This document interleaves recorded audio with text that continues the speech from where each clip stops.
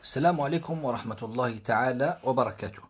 En tant que musulman, en tant que croyant, Allah subhanahu wa ta'ala, ainsi que le prophète sallallahu alayhi wa sallam, nous demande de méditer dans la création. Vous avez par exemple le verset de Ali Imran, surat Ali Imran, Inna fi khalqis samawati wal ardi wa ikhtilafi al-layli wan nahar la ayat. Vous avez dans les cieux et la terre et l'alternance entre la nuit et le jour, vous avez des versets. Et on a aussi d'autres versets. Afala yatadabbarun al-Qur'an, ne méditent-ils pas le Qur'an? Am ala qulubin aqfaluha, ou alors leurs cœurs sont scellés d'un cadenas.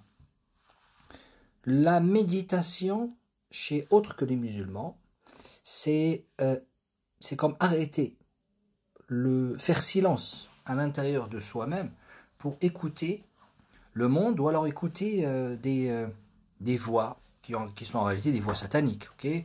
Ou alors on pourrait dire aussi c'est en quelque sorte adorer la terre, ibadatu al-kawn.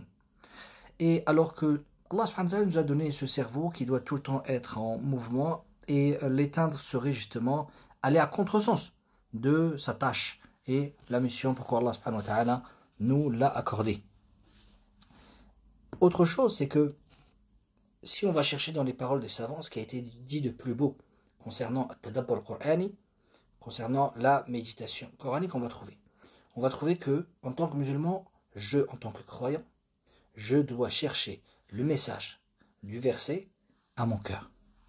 Je dois me comparer à ce que dit le verset. Je dois me jauger. Chaque fois, je dois vérifier si je suis conforme à ce qui est dit dans le verset, ou alors je suis complètement aux antipodes. Et ainsi, on essaie de revenir vers Allah subhanahu wa ta'ala. Dernier conseil qui a été donné, un très bon conseil, c'est de sortir du verset une invocation. Quelle que soit la nature du verset. Si ça parle des gens de l'enfer, demande à Allah subhanahu wa ta'ala de t'en préserver. Si c'est le paradis, demande à Allah azza wa jal d'être de parmi ces gens-là. Quand ça parle des compagnons, demande à Allah azza wa jal de marcher derrière les pas des compagnons ridwanullahi alayhim ajma'in. Hafizakum Allah wa ra'akum wa assalamu alaykum wa rahmatullahi ta'ala wa barakatuh. Alors la question que je viens de me souvenir qui est encore plus pratique que tout ce qu'on a dit, est-ce que je peux moi faire la méditation en langue française? Oui, effectivement, je peux la faire. Bien sûr que ça n'aura pas la même profondeur. Pourquoi? Parce que la langue arabe est trop profonde, et lorsque tu médites sur la finesse du mot, et en plus c'est le fichier texte, c'est le fichier source, j'ai envie de dire, c'est le mot initial. Donc bien sûr qu'il y aura plus de finesse, plus de profondeur qu'en langue française. Mais ça ne m'empêche pas, moi qui par exemple, imaginons que je ne maîtrise pas la langue arabe, je n'ai pas de notion, mais je ne vais pas attendre, même par rapport à mes enfants, je ne vais pas attendre que ma fille elle a 26 ans, ou que mon fils ait 26 ans, et qu'il maîtrise la langue arabe pour qu'enfin je puisse méditer avec lui le Coran.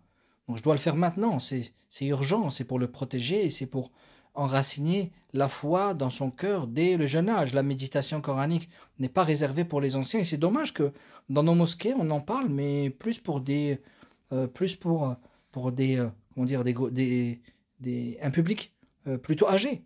Alors que subhanallah, normalement aussi notre jeunesse, ils doivent goûter justement la méditation coranique pour pouvoir protéger, préserver leur dogme.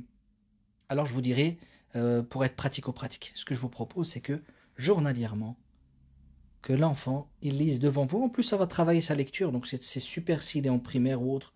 Et donc là, il va lire une page en français et vous allez discuter. S'il y a une histoire à expliquer, vous allez l'expliquer. S'il y a des recherches à aller chercher, vous allez chercher. Aujourd'hui, en plus, subhanallah, c'est très simple d'aller acquérir le savoir, la recherche, et subhanallah, de manière simplifiée.